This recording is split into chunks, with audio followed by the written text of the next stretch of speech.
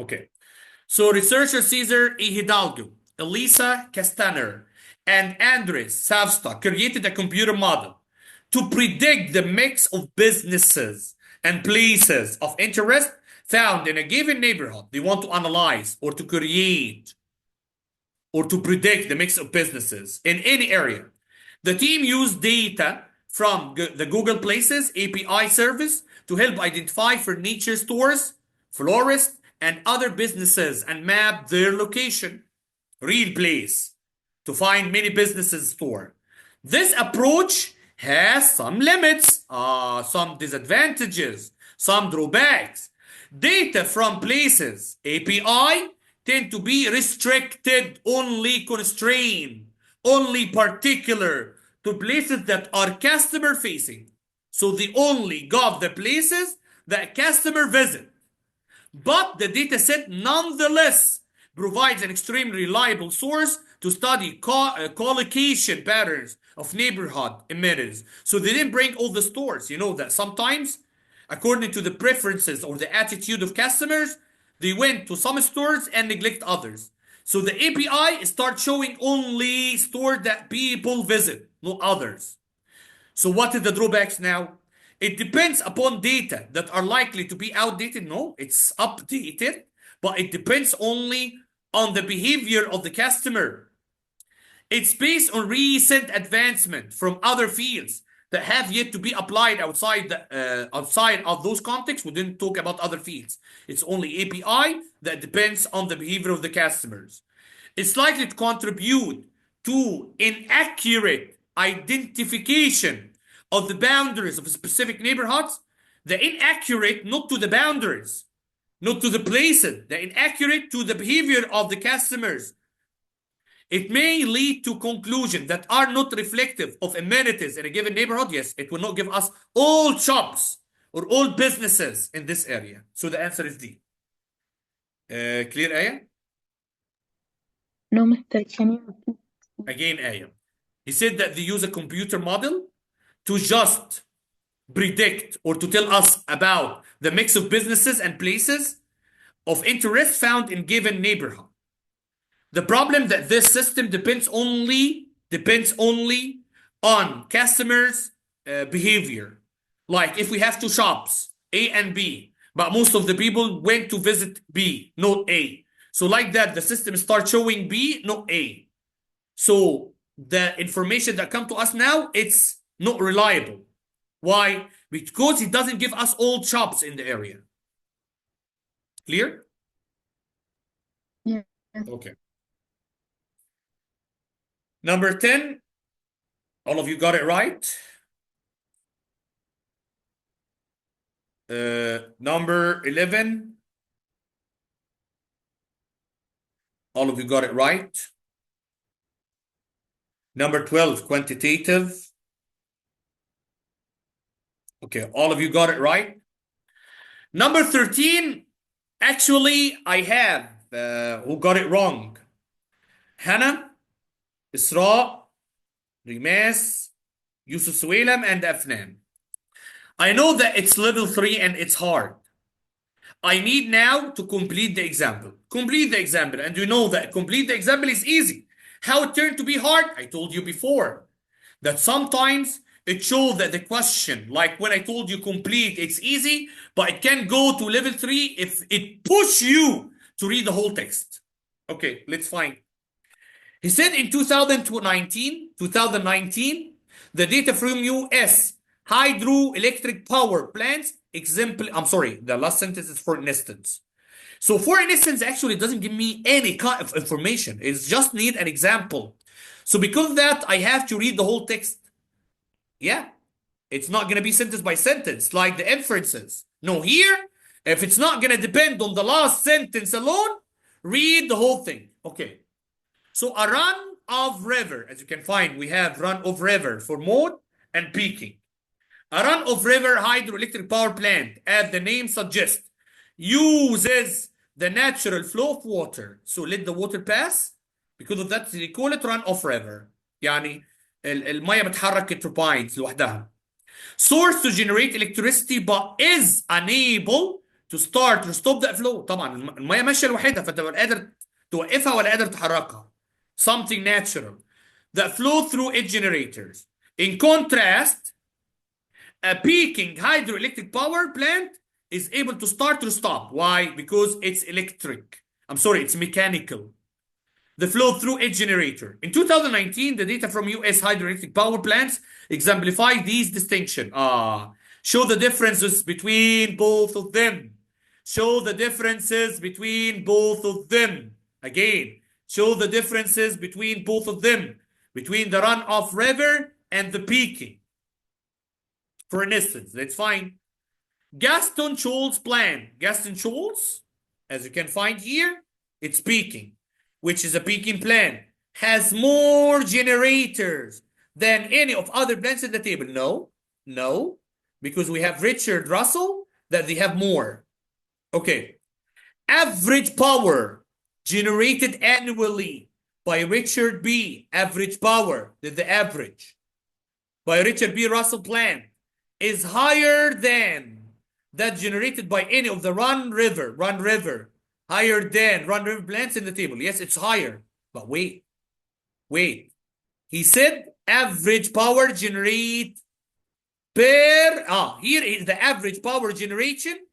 The average power generation, it depends. Okay, just wait. I think this is right. Except if we depend that here 8 generators, we divide this by this. But here he said the average power generation. This is the average power generation per year. I'm sorry. No, it's wrong. Why? Because the average power generation, he considered it for the whole thing. But I need it only for one generator. I need it only for one generator. So I'm going to divide this by this and this by this. This is going to be higher, not this. If you divide, this is going to be higher. Average power generated annually. Here annually. By the co-hydro plant is higher than that generated by the Justin. Yeah, this right. And here run off river and peaking. Okay, let's find. So I put here right, but let's find D. Run off river plant with the highest average. This one with the highest average. Annual power generation in the table generates more electricity than the peaking plant with the highest annual power. Yeah, because here if we divide with the highest annual power generation in the table, they are right. Okay, which one now that show the differences between both of them is this one that co-hydro, that he compare co-hydro. But he didn't compare co-hydro to another one of the peaking. Here compare runoff to peaking, and this is what we want. Here he compare it to the rest, to the whole thing. No, he said here Gaston play. No, I'm sorry. He said here Gaston play. But these are not the highest. So we need to take the highest generators. There's 8. It's better to compare between co-hydro and the highest generators. Richard Russell. So D is the right answer. D is the right answer. Number 13. Clear, Hannah?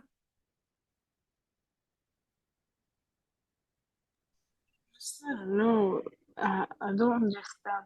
I put it on in ChatGPT. It said that B is correct. No, So forget about ChatGPT at all. Forget about ChatGPT. Okay? If you're going to look at B, he said average power generated annually. I look at it and I found that the information is right. I'm with you. That here compare Richard Russell by any of the Run River plants. Okay? By any of the Run River plants. And the information is right. But if this actually generated by one. Okay? But here, actually, we have 8 generators here and 1 generator here, Hannah. Try to do it, Hannah, and said that your answer is wrong. The answer is D. He's going to tell you you are right. The answer is D. Okay, Hannah? okay. Try it now, Hannah, and just tell me. Copy it. Okay. Wallah, I'm not kidding. Copy it. You're going to find that it started to change his answer. Isra, clear? Yes, Mr. Rimas clear? Yes. Suelam clear? Yes. Afnan clear? Actually, no, I did not get it. Why do not be? Why not B? Again, Afnan. Here, it's only one generator, Afnan. Here, 8 generators. So we need just to be simple as we can. Simple as we can. Don't forget that here actually don't depend on any kind of things that let them move. So it's better to make this by 1. So divide this number by this number. You're going to take mathematical 1. Without division, this, if it divide by 8, is going to be less than that. No higher. Yes. Okay? Clear, Okay. Afnan? Yes. Thank you. Okay. 14.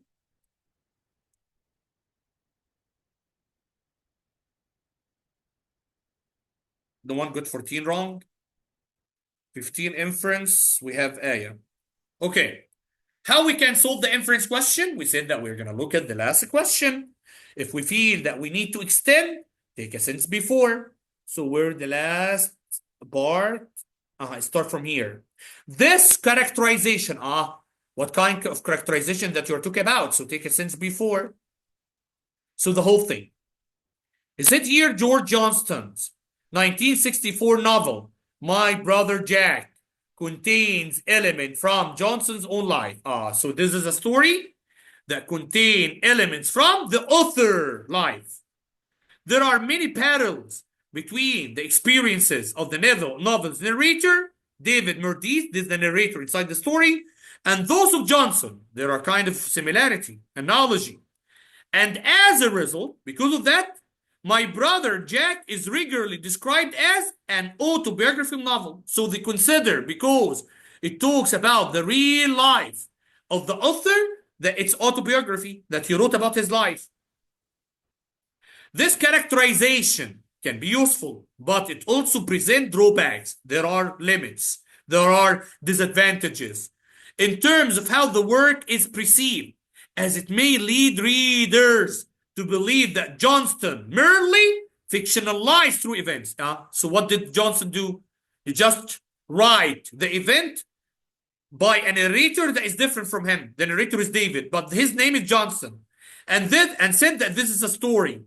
This is a story, a fictional story, but actually it's not a fictional. It's non-fiction because it's a true story about him, which in artistic field where creativity and inventiveness are prized can suggest that. So now what do you think about creativity now? He just wrote about himself, but he said, no, it's a fiction story. That's fine. Johnston should not have claimed that My Brother Jack is based on real event. He didn't claim. He didn't. Who claimed us as readers, as criticizers. The real world counterparts of other characters in My Brother Jack are hard to identify. I didn't talk about other characters. I'm talking about the same character, about the event that happened, that looked like the event that happened for the main person that wrote the story. Critics disagree about whether My Brother Jack shows greater originality than works without autobiographical elements. We didn't compare My Brother Jack to others. We didn't compare it to others. My Brother Jack is less of an imaginative achievement than actually is. Yes, it's not imaginative because it's a real one. It's autobiography. He wrote about his life. So the answer is D. Clear, Aya? Yes. Okay. Number 16, also with Aya. Now we enter to the grammar. Will be eating, future continuous. Ate, past. Eaten. It's not a verb. Why? The past participle can be considered as an adjective, a modifier. To eat is not a verb. Okay, now we have two verbs, and we have two that they are not verbs. We need to decide here that we need a verb or we don't need a verb. He said over several years, anthropologist Livia Barbosa surveyed individuals in Brazil about their eating. Okay, this is the whole full sentence. Habits. Collecting data. For example, on what days of the week respondents were more likely. If I said, now I don't need actually will be eating because I have where. Where will be eating? Where ate is wrong. So can we say where eating? Yes, and it's going to be passive. But like that, like that. We're eating. He said we're eating, common present, but we know respondents will eat, not we're eating, because we're eating means that the respondents are gonna be eaten. وطبعا مش هيتاكلوا هم مش هيتاكلوا. So we're eating is not right, but we're more likely to eat. So they are where to eat common Brazilian food. So the answer is D. Clear, Aya? Yes. Okay. 17 with Yusuf Suelam. Okay. Easy Yusuf. Where plural, are plural, is singular. Subject verb agreement, Yusuf. Have plural. So we have only one that is odd. We want to be sure that the subject is singular, Yusuf. The chapter whose boundaries encompass 157,000 acres. Huh? Chapter is. Clear, Yusuf? Clear. Number 18, Aya.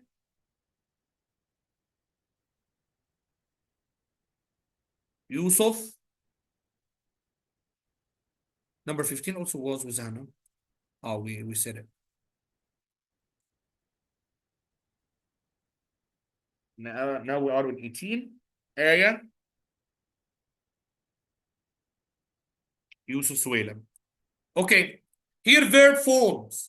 Were struggling, past continuous. Had struggle, past perfect. Struggle, past. Struggle, present. Let's look at the tenses in the context. To coders like Black Girls Code founder, Kimberly, Prime, the computer programming languages R and Pascal have present. A clear differences. This present. The former is present. An object-oriented language, while the later is not present. Okay. Because both languages require present, highly technical knowledge to understand, though lay people. I told you we have to choose present. But do you remember when I told you if you have present, but you have a word, a key word that showed that you have to change the tense, you have to change it? So lay people here talk about past people. So I can't put present. So this is level 3. He want to deceive you. Lay people means past people. So it's gonna be struggle. Clear, Aya?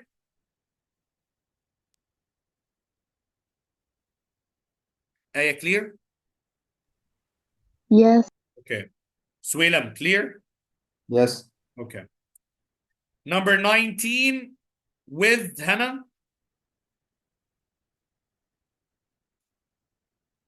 Boundaries. Let's look here at the part that has.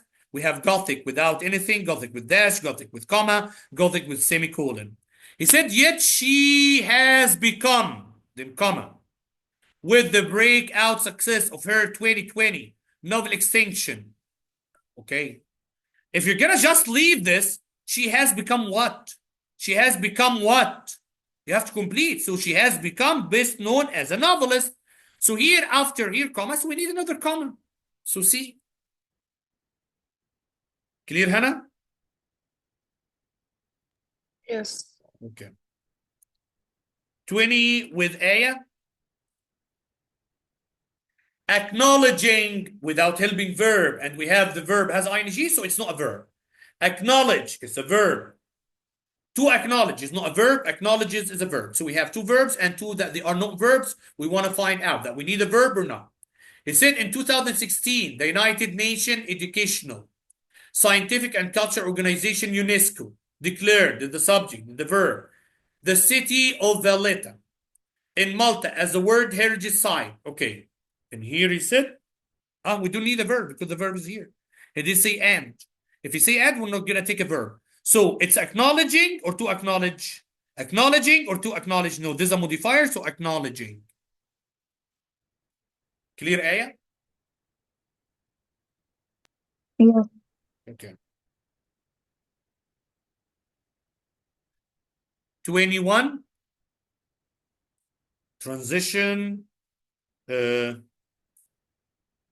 one here got it wrong. 22. No one got it wrong. 23. We have Hannah, Isra, Rimas, and Afnan. Consequently, cause and effect. In contrast, contradiction. Furthermore, addition. Similarly, agreement.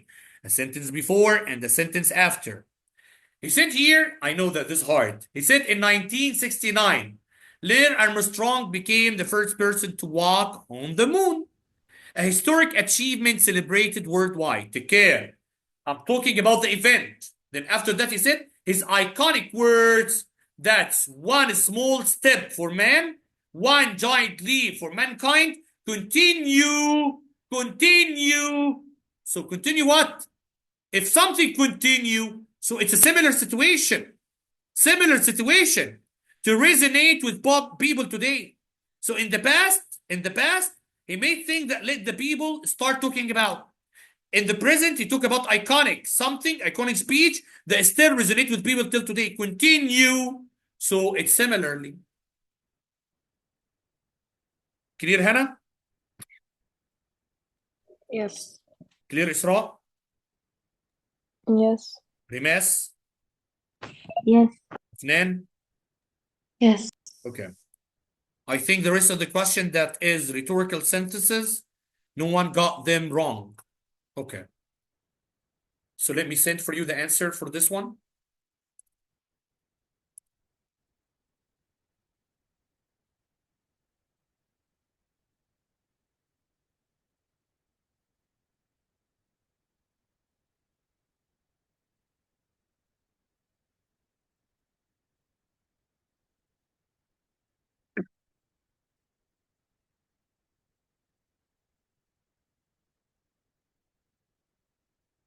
And I made a general sheet also for domain 4. Domain 4. We're going to answer it right now. Domain 4.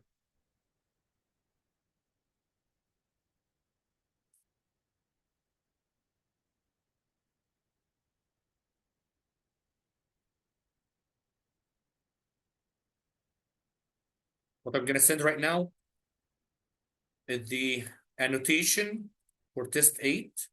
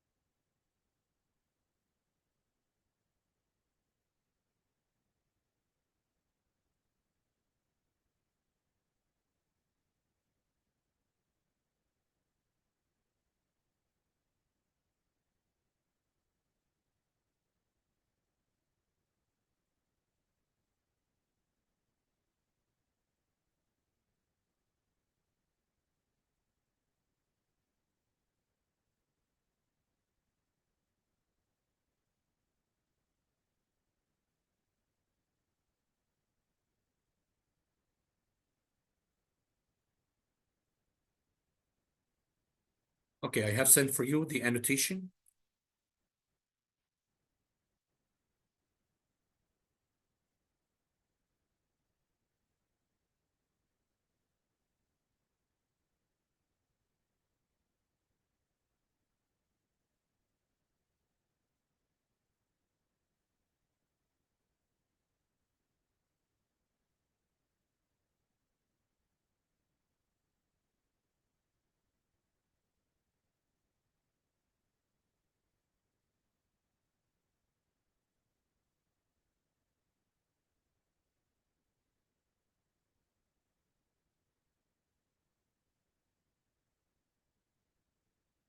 And the sheet that we're going to solve it right now is domain 4. We're going to solve it together. I'm going to share the screen.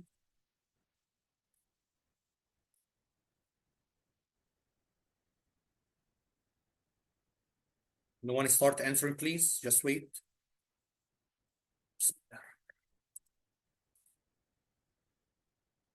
Okay, you can start answering, please. Write the answer for number 1.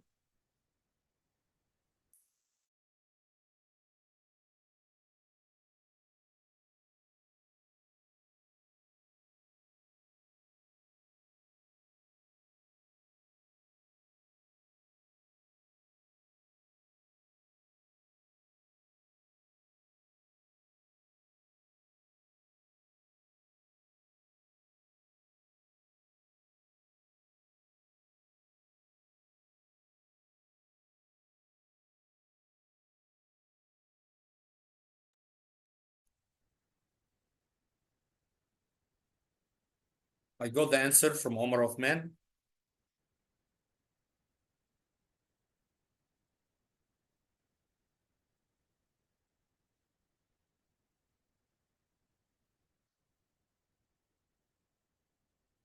From Rimas.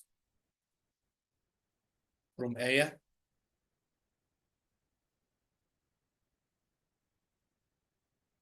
From Hannah. From Isra. From Ali. From Adnan and from Yusuf Suwalam.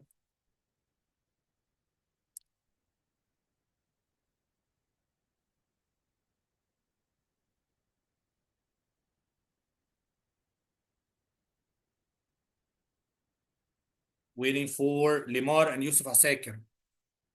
Okay, from Yusuf Asakir. Where is Limar?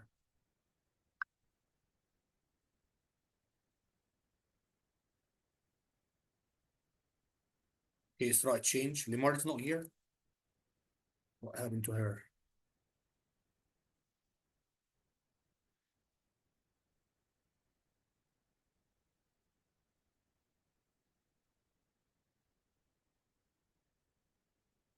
Okay, Isra changed.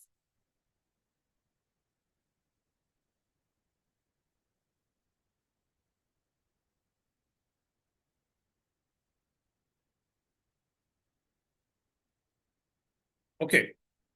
Unfortunately, till now, we have only one that got this wrong. Only one that got this wrong. Let's find out. As we know, in the pronoun antecedent agreement, we look at the pronoun themselves, like they plural, one singular, you can be singular and plural. It's singular. So let's find. Now we need to find the antecedent to know, because I can't solve with odd one out. Because I have two that can be plural, three that can be singular. He said here, I'm going to take the sentence that had the part that is missing. Okay. He said public awareness campaign. Public awareness campaign. Campaigns about the need to reduce single-use plastic can be used successful, says researcher Kim Borg of Monash University in Australia. When these campaigns give consumers a choice, for example, Japan achieved a 40% reduction in plastic bag use after cashiers were introduced to ask customers whether, ask whom? Ask the customers. So we need plural. We need plural. So if they or you, no, customer is going to be they. Clear, Yusuf, a second? Yes, Miss. Okay. Number two, it's boundary.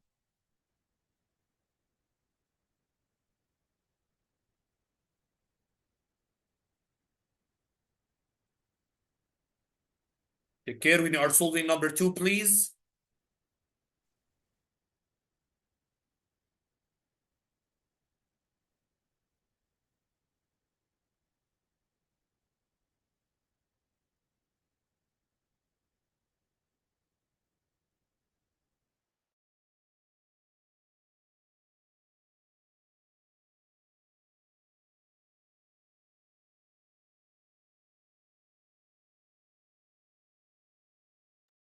I got the answer from Omar, from Yusuf Asakir,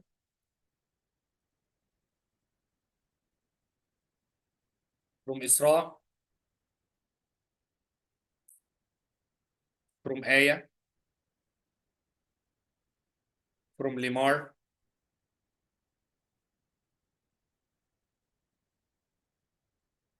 from Rimas and Ali,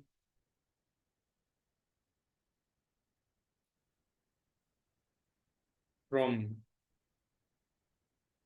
I think Aya changed. Waiting for the rest. From Yusuf Suwalam and from Hannah.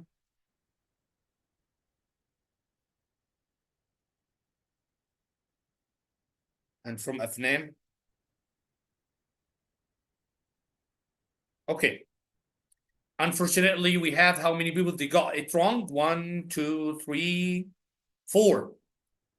4 got it wrong. Let's find. Again, do you remember when I told you to come, when you come to answer this kind of question, forget about the quotation, forget about everything, forget about the remark, and write only the word that you have without any kind of conjunction. So I'm going to write here soul and Poseidon.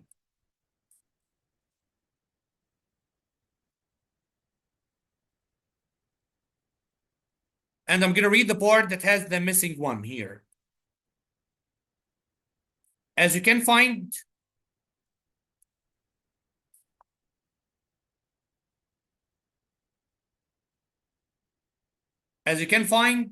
we need quotation. We need quotation. So all of them, they have quotation. He said, Epicurus defined pleasure as, okay, the absence of pain in the body and of trouble in the soul. Okay, perfect. All of them actually, they have here. The problem. Do we need to put the mark inside or outside? Inside or outside? He said, Epicurus defined pleasure as the absence of pain in the body and of trouble in the soul. Okay. Here we have semicolon and full stop. We know that both of them end of a sentence. Can we find that the sentence after, is it a full sentence or not? He said, Poseidon, that all lies virtue derived from this absence. It's not a sentence. It's not a clause. It's not a clause. So actually, I'm not gonna look at semicolon or full stop because it's not a full clause. It's a modifier. Okay. If it's a modifier, what you're gonna put? We put a comma. If it's a modifier, what we put? So this is a modifier phrase. If it's a modifier, what we put? We put a comma or without anything. If it's not essential, we put a comma. If it's essential, we put nothing. If it's not describing what come before, we put also a comma. Yeah, it will not describe what come before actually. And it's not essential, so the answer is A. Clear, Aya? No, I don't get it. Okay, again, Aya. Aya, the part from post-citing till the end, it's not a full sentence, Aya. It's not a close Aya. It doesn't have subject verb. So we can't put semicolon or full stop. So cancel C and D. Okay? Clear? It can be colon or comma. Because colon, we said that it acts like a full stop. The only difference that what come after the comma is explanation or example. But if there's explanation or example, no. It's a modifier. So put comma. Clear, Aya? Yes. Hannah, clear? Yes. Limar? Yes, clear. Afnan? Yes, clear. You have homework tomorrow. Because we have tomorrow, but I'm not going to give you a lot of homework. Only from 3 till 5. Only from 3, 4, and 5. Only. See you tomorrow, please. Please. Just look at my recording on the YouTube, the thing that I put in for you before I start answering domain 4, because domain 4 is the easiest. See you tomorrow. Goodbye. Bye, Mr. Bye.